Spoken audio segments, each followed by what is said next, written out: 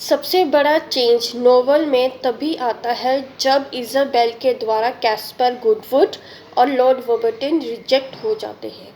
She rejected them because she wants to lead a free life, जहाँ पर कोई रोकने टोकने वाला ना हो, वो खुल के ज़िंदगी जी सके।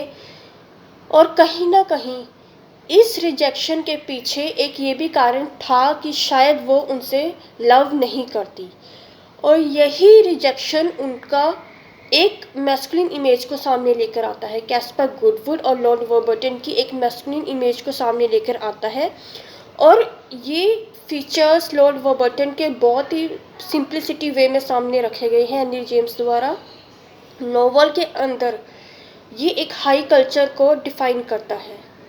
लॉर्ड वॉबर्टन का कैरेक्टर स्केच उनके आसपास की जगह एक हाई कल्चर को डिफाइन करती है, और यही चीज़ जब इज़ाबेल रैल्फ को बताती है लॉर्ड वॉबर्टन के बारे में, तो एक डिफरेंट वे में बताती है कि वो सब कुछ देखने को एक चीज़ है लॉर्ड वॉबर्टन में कि जैसे उसे चाहिए, लेकिन फिर भी कहीं ना कहीं उसे ये लगता था कि मुझे एक फ्री लाइफ जीनी है।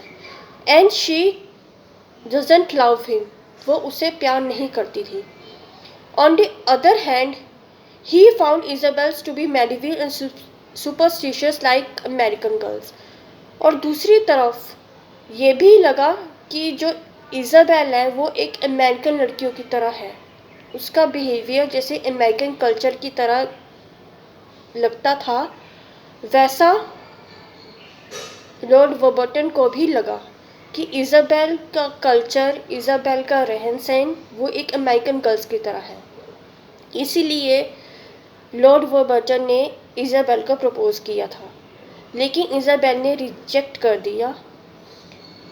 और इस नोवेल के एंड तक आते आते हमें ये चीज़ भी पता लगी है कि जो लॉर्ड वॉबर्टन थे वो एंगेज थे।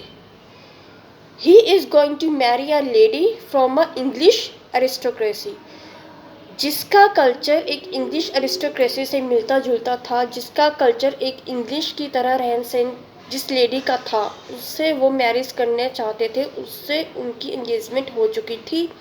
और हमें ये भी पता लगा था नोवेल के एंड में कि जो लॉर्ड वॉबर्टन थे, he also proposed Pansy. Pansy was another girl in the novel. She was just 19. She was at the age of 19 when Lord Warburton proposed her. और उस टाइम पे लॉर्ड वॉबर्टन जो थे वो 40 इयर्स की एज में थे, और यही करैक्टर जो था लॉर्ड वॉबर्टन का एक पैथेटिक वे में हेनरी जेम्स ने सामने रखा, पर्सन्स के सामने उनका करैक्टर स्केच रखा। हालांकि पेंसी जो थी वो भी लॉर्ड वॉबर्टन से लव नहीं करती थी, और जैसे जैसे टाइम बीतता गया वैसे वैसे लॉर्ड वॉबर्टन का जो लव था वो एक ना सिर्फ स्ट्रॉन्ग बनता गया, बल्कि हमें ये भी पता लगा कि जो लॉर्ड वॉबर्टन थे वो एक पर्सन होने के साथ साथ एक ऐसी चीज़ भी रखते थे जिसके अंदर उन्हें एक सेक्रीफाइस करने की सिचुएशन सामने रखनी पड़ी। मीन्स कि उनके अंदर सेक्रीफाइस को लेकर भी चीज़ें थी कि वो अपने प्यार के लिए सेक्रीफाइस कर सकते हैं, और उन्होंने ये भी डिसीजन रखने की कोशिश की कि वो अनमैरिड रहेंगे। And more over it can be argued, never be argued that Lord Warburton represents the best choice Isabel could have made in England. हालांकि हम ये भी नहीं कह सकते कि लॉर्ड वॉबर्टन जो थे इज़ाबेल के लिए एक ख़राब चॉइस थे या गुड चॉइस थे। हालांकि उनके लिए ये गुड चॉइस भी हो सकते थे लॉर्ड वॉबर्टन इज़ाबेल के लिए, लेकिन इज़ाबेल में प्रपोजर रिजेक्ट कर दिया। However the admiration of the Lord Warburton and the impressiveness of this word are essential to the significance of Isabel's negative choice। हालांकि इज़ाबेल के द्वारा कोई नेगेटिव चॉइस को लेकर कुछ चीज़ों को चूज़ करना भी गलत होगा, क्योंकि जिस दुनिया में वो थी उस दुनिया में उसे सिर्फ एक फ्रीडम चाहिए थी। She has seen a lot of things in her life, now she wants to lead a good life। लेकिन लॉर्ड वॉरबर्टन अगर देखा जाए तो उसकी लाइफ में एक गुड चॉइस हो सकते थे। And there something of the ideal civilisation about the England he works in the mellow and spacious world of the Garden court.